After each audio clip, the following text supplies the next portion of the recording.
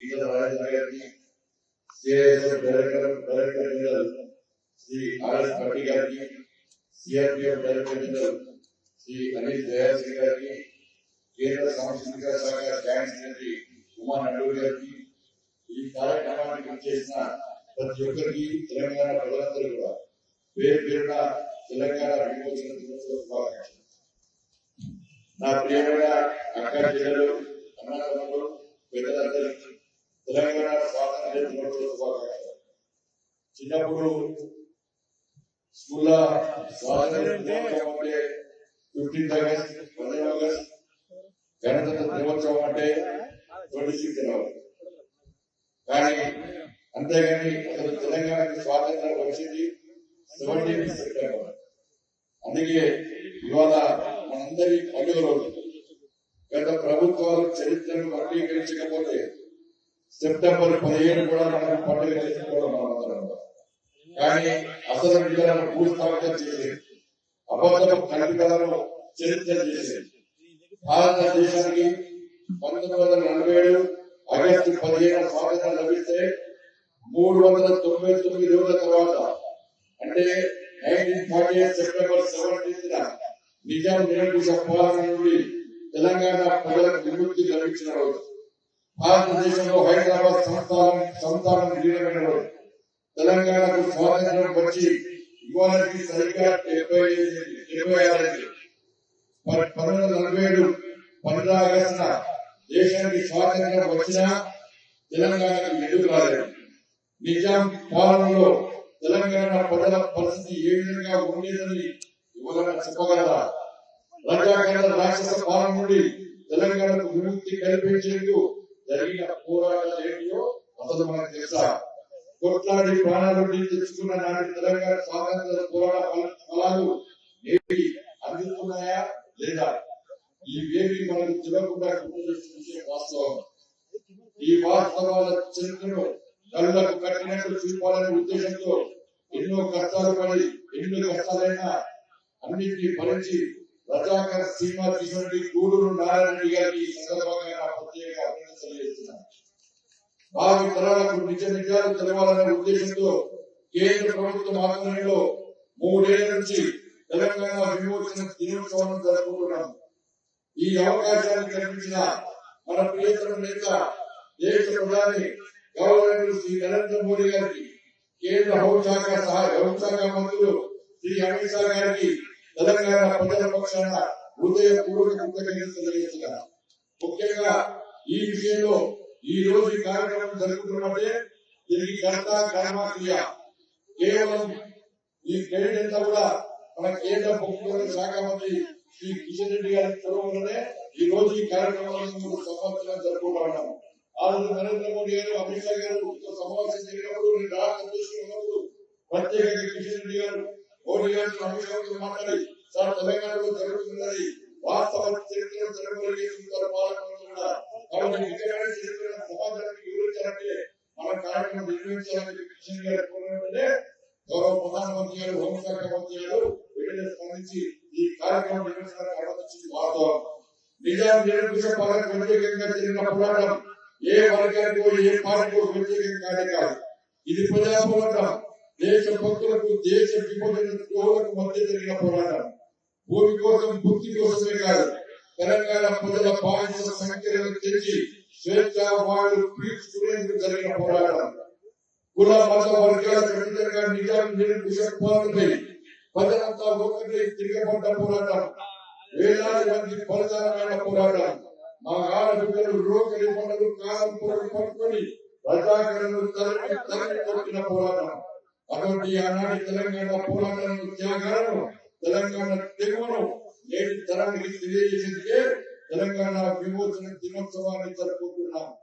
నిజాం నిరంకుశ పాలనలో రజాకరణ అకృత్యాలను తెలుసుకుంటే ఇప్పటికీ నా రక్తం సలసలం అవుతుంది. నా తెలంగాణ ఆడబిడ్డలపై జరిగిన మానభంగాలు బట్టనిపించి మా అక్కాచెల్లెలు నగ్నంగా బతుకమ్మ ఆడించిన ఘటనను తెలంగాణ సమాజం మర్చిపోదు. పరకాలలో జెండాను ఎగిరేసినందుకు జలియన్ వాలాబాగ్ తరహాలో కాల్పులు జరిపిన దుర్మార్గపు సంఘటనను మనం మర్చిపోతామా? బైరాన్పల్లి, గుండ్రాన్పల్లి వేయి ఊడల మర్రిలో రజాకర్ల దురాగతను ఎన్నటికీ మర్చిపోం. కొమరం భీం, రామ్జీ గోండ్, బూర్గుల రామకృష్ణారావు, కొండా లక్ష్మణ్ బాపూజీ, చాకలి ఐలమ్మ, నారాయణరావు పటేల్, ఆరుట్ల దళిత మహిళ మొత్తం చేసిన పోరాటాలను ఎన్నటికీ మర్చిపోం. ఇలా చెప్పుకుంటూ పోతే తెలంగాణలో ప్రతి గ్రామానికి రజాకర్లపై పోరాడిన చరిత్ర ఉంది. ఈ మట్టిలో, ఈ గాలిలో, ప్రతి నీటి చుక్కలో బానిసత్వానికి, నిరంకుశత్వానికి, రాజరికానికి ఎర్రొడ్డి పోరాడి గెలిచిన స్ఫూర్తి ఉందన్న విషయం వాస్తవం. అందుకే నా తెలంగాణ పోరాటాల పురిటి గడ్డ. ఈ గడ్డ మీద పుట్టినందుకు గర్వపడాలి. తెలంగాణ స్వాతంత్రోద్యమంలో ఆర్య సమాజ్, హిందూ మహాసభ వంటి ఎన్నో సంస్థలు పనిచేసిన విషయం వాస్తవం. ఈ తరం ఉస్మానియా యూనివర్సిటీలో జై తెలంగాణ నినాదాలను చూసింది. ఆ తరం యూనివర్సిటీ క్యాంపస్ లో మిన్నంటిన వందే మాతరం నినాదాలతో గర్జించింది. ఆనాడు సర్దార్ వల్లభాయ్ పటేల్ లేకపోతే తెలంగాణకు అంత జల్దీ విముక్తి లభించేది కాదన్నది నగ్న సత్యం.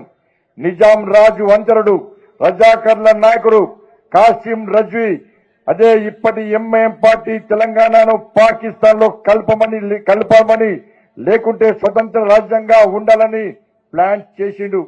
562 సంవత్సరాలను భారతదేశంలో విలీనం చేసిన సర్దార్ పటేల్ తెలంగాణకు స్వాతంత్రం రాకుండా నిజాం చేతిలో బందీగా ఉండే భారతమాత కడుపులో క్యాన్సర్ గడ్డ ఉన్నట్లేనని గుర్తించి హైదరాబాద్ సంస్థానాన్ని పాకిస్తాన్ లో విలీనం చేయాలని కుట్రను భగ్నం చేసిన విషయం వాస్తవం. దేశాన్ని ఐక్యం చేసే నినాదంతో ఆపరేషన్ పోలో పేరుతో పోలీస్ యాక్షన్ ప్లాన్ స్టార్ట్ చేసి కేఎం మున్షి నేతృత్వంలో సర్దార్ పటేల్ ఆదేశాలతో నిర్వహించిన ఆపరేషన్ తో రక్తం చుక్క చిందకుండా నిజాం వంచి తెలంగాణ స్వాతంత్రింపజేసిండు. 800 ఏళ్లు విదేశీయుల పాలనలో ఒంటిండా గాయాల పాలై రక్త సిక్తమైన తల్లడిల్లిన నా తల్లి భారత మాతకు ఆపరేషన్ చేసి పునర్వైభవం కల్పించిన సర్దార్ పటేల్ నిజమైన దేశభక్తుడు. ఆయన మనందరికీ ఎప్పటికీ ఆరాధ్యుడే. ఇంత చరిత్ర ఉంటే దురదృష్టవశాత్తు రాష్ట్రంలోని పాలకులు ఎవరు ఇప్పటి వరకు అధికారికంగా తెలంగాణ విమోచన దినోత్సవాన్ని నిర్వహించకపోవడం బాధాకరం. తెలంగాణ విమోచన దినోత్సవాన్ని అధికారికంగా జరపాలని చెప్పి ఈ గడ్డపై కొన్నేళ్లుగా ప్రజలు కోరుతున్నారు, పోరాడుతున్నారు. లాఠీ దెబ్బలు తిన్నారు, కేసులు భరించిరు, జైళ్ల పాలయ్యారు. అయినా సరే ఓటు బ్యాంకు రాజకీయాల కోసం ఈ రాష్ట్రాన్ని పాలించిన ఏ ప్రభుత్వం విమోచన దినోత్సవాన్ని నిర్వహించలేదు. తెలంగాణ విమోచన దినోత్సవాన్ని అధికారికంగా నిర్వహించాలని చెప్పి మొట్టమొదటి తెరగపైకి తీసుకొచ్చిన వ్యక్తి శ్రీ సిహెచ్ విద్యాసాగర్ గారి ఉద్యమ స్ఫూర్తిని ఈ సందర్భంగా మరువలేం. తెలంగాణ విమోచన దినోత్సవాన్ని నిర్వహించకపోవడం అంటే నాటి సమర యోధుల త్యాగాలను, బలిదాలను అవమానించడమే. తెలంగాణ ప్రజలంతా రజాకర్లను తరిమి కొడితే నేడు కొన్ని పార్టీలు రజాకర్ల వారసుల మెప్పు పొందడానికి తెలంగాణ విమోచన దినోత్సవాన్ని నిర్వహించకుండా చరిత్రను తెరమరు చేస్తున్నారు. మేము మాట్లాడితే కొంతమంది మతం రంగు ములుపుతారు, మతాల చిచ్చు పెట్టే ప్రయత్నం చేస్తారు. మేము సామాన్య ముస్లిం ప్రజలకు ఎన్నడూ వ్యతిరేకం కాదు. ఒక్క విషయం గుర్తుంచుకోవాలి, ముస్లింలంతా రజాకర్లు కాదు. తెలంగాణ విముక్తి కోసం షేక్ బందగి, షోయబుల్లా ఖాన్ వంటి ముస్లింలు నిజాం నిరంకుశ పాలనకు వ్యతిరేకంగా పోరాడి ప్రాణాలు వదిలిన సంగతిని గుర్తుంచుకోవాల్సిన అవసరం ఉంది. హైదరాబాద్ సంస్థానాన్ని భారతదేశం నుండి విడదీసి ప్రత్యేక దేశంగా మార్చాలని సాధ్యం కాని పక్షంలో పాకిస్తాన్ లో విలీనం చేయాలని చెప్పి నిజాం రాజు కుట్ర చేయడమే కాకుండా ఒకవేళ ఓటింగ్ నిర్వహిస్తే అనుకూలంగా ఓట్లు రావాలనే ఉద్దేశంతో రజాకర్ల సహకారంతో లక్షలాది మంది ముస్లింలను ఇతర ప్రాంతాల నుండి తెలంగాణకు తీసుకురావడంతో పాటు దాదాపు అదే సంఖ్యలో హిందువులు హైదరాబాద్ సంస్థానాన్ని వదిలి వెళ్లే విధంగా ప్లాన్ చేసిన సంగతిని మనం మర్చిపోదు. నేను చెప్తున్న మాట కాదు. ఇంటిగ్రేషన్ ఆఫ్ ఇండియన్ యూనియన్ అనే పుస్తకంలో బీసీ మీన్ అని చెప్పిన మాట. మా అందరి గురువు ప్రొఫెసర్ శేషగిరిరావు గారు రాసిన పొలిటికల్ ఇస్లాం పుస్తకంలోని మాట. అట్లాంటి దేశ విచ్ఛిన్నకర శక్తుల వారసుల పార్టీతో అధికార పార్టీలు అంటగాడడం సిగ్గుచేటు. అధికారంలో లేనప్పుడు తెలంగాణ విమోచన దినోత్సవం ఎందుకు జరపడం లేదని ప్రశ్నించిన వాళ్ళే అధికారంలోకి వచ్చిన తర్వాత మాట మార్చి పేర్లు మార్చి తెలంగాణ పోరాట చరిత్రను తెరమరుగు చేసేందుకు తెలంగాణ సమైక్యత దినోత్సవం అని ఒక పార్టీ, తెలంగాణ ప్రజాపాలన దినోత్సవం అని మరొక పార్టీ ప్రజలను ఏమార్చాలనుకోవడం బాధాకరం. ప్రజాపాలన దినోత్సవం అంటే ఒక్కరోజే పాలన చేసి మిగిలిన రోజులు దోసుకొని తినడమా?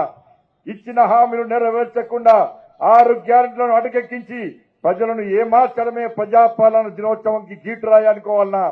ఓట్ల కోసం కులాల వర్గాల మధ్య చిచ్చుపెట్టి, మతాల మధ్య చిచ్చుపెట్టి రాజకీయ లబ్ధి పొందాలనుకోవడమే తెలంగాణ సమైక్యత దినోత్సవానికి గీటురాయి అనుకోవాలని చెప్పాల్సిన అవసరం ఉంది.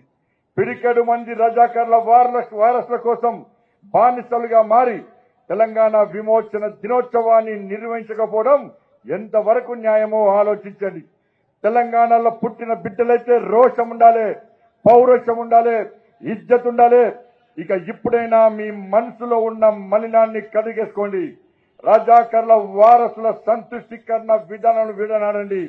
తెలంగాణ స్వాతంత్ర్య పోరాటానికి సరైన గౌరవాన్ని అందించడంతో పాటు తెలంగాణ భవిష్యత్తు తరాలకు స్ఫూర్తిని అందించే లక్ష్యంతో ప్రధానమంత్రి గౌరవనీయులు శ్రీ నరేంద్ర మోడీ గారి ఆధ్వర్యంలో భారతదేశం గెజెట్ ప్రకటించినందున దానిని అమలు చేసి గౌరవించాల్సిన బాధ్యత రాష్ట్ర ప్రభుత్వంపై ఉందన్న విషయాన్ని గుర్తుంచుకోవాలి. గణతంత్ర దినోత్సవం 15 ఆగస్టు మాదిరిగానే వచ్చే ఏడాది నుంచి 17 సెప్టెంబర్ నాడు తెలంగాణ విమోచన ఉత్సవాలను నిర్వహించాలి. రాష్ట్ర ప్రభుత్వం అధికారికంగా నిర్వహిస్తే కేంద్ర ప్రభుత్వం భాగస్వామ్యం అయ్యేందుకు సిద్ధమని తెలంగాణ విమోచన దినోత్సవం రోజున ప్రకటిస్తున్నాం. ఆఖరికి ఇంకో మాట చెప్తున్న ఈరోజు విశ్వకర్మ జయంతి రోజు. విశ్వకర్మ జయంతి తెలంగాణలోని విశ్వకర్మలందరికీ కూడా హృదయపూర్వక శుభాకాంక్షలు. ఈ మహత్తరమైన నేటి రోజు ఇంకొక విశేషం ఉంది. మన ప్రియతమ నేత, లోక్ప్రియ నేత, మనందరి స్ఫూర్తి ప్రదాత అయినటువంటి మన ప్రియతమ ప్రధాని శ్రీ నరేంద్ర మోడీ గారి యొక్క జన్మదినం ఈ రోజు కూడా. వారి వల్ల ఇవాళ దేశ ఆర్థిక వ్యవస్థ ప్రపంచంలోనే 5వ స్థానానికి చేరింది. భారతదేశం సాధిస్తున్న ప్రగతిని లోకమంతా కీర్తిస్తుంది. భారతదేశాన్ని విశ్వగురు స్థానంలో నిలబెట్టేందుకు అహర్నిశలు కృషి చేస్తున్న మహర్షి మన ప్రియతమ నేత నరేంద్ర మోడీ గారు నిండు నూరేళ్లు వర్ధిల్లాలని ఆకాంక్షిస్తున్నా. తెలంగాణ అభివృద్ధికి మోడీ గారి నేతృత్వంలోని కేంద్ర ప్రభుత్వం అందిస్తున్న సహకారం మరువలేనిది. భవిష్యత్తులోనూ ఈ సహకారాన్ని కొనసాగించడానికి కేంద్రం సిద్ధంగా ఉంది. రాజకీయాలను పక్కబెట్టి అందరం కలిసికట్టుగా పనిచేసి రాష్ట్రాన్ని అన్ని విధాలా అభివృద్ధి చేసుకుందాం. అభివృద్ధి ఫలాలను అట్టడుగు వర్గాల ప్రజలకు సైతం అందేలా నిరంతరం పాటుపడదాం. తద్వారా నాటి మన పెద్దలు కలలుగన్న రాష్ట్రాన్ని అందరం కలిసి అభివృద్ధి చేసుకుందాం. పరేడ్ గ్రౌండ్ వేదికగా తెలంగాణ విమోచన దినోత్సవంలో పాలు పంచుకున్నటువంటి కేంద్ర పారా మిలిటరీ బలగాలకు తెలంగాణ సంస్కృతి సాంప్రదాయాలను ప్రతిబింబిస్తూ అద్భుతంగా ప్రదర్శించిన కళాకారులందరికీ మనస్ఫూర్తిగా అభినందనలు తెలియజేస్తున్నా. విమోచన దినోత్సవ వేడుకలను ఇంత అద్భుతంగా నిర్వహించినటువంటి కేంద్ర పర్యాటక సాంస్కృతిక శాఖ అధికారులకు, ముఖ్యంగా కేంద్ర సాంస్కృతిక పర్యాటక మంత్రులు శ్రీ గజేంద్ర షెకావత్ గారికి, ఇతర శాఖల సిబ్బందికి, పాల్గొన్న ప్రతి ఒక్కరికి హృదయపూర్వక ధన్యవాదాలు తెలియజేస్తూ ముగిస్తున్నాను. భారత్ మాతాకి జై. జై తెలంగాణ.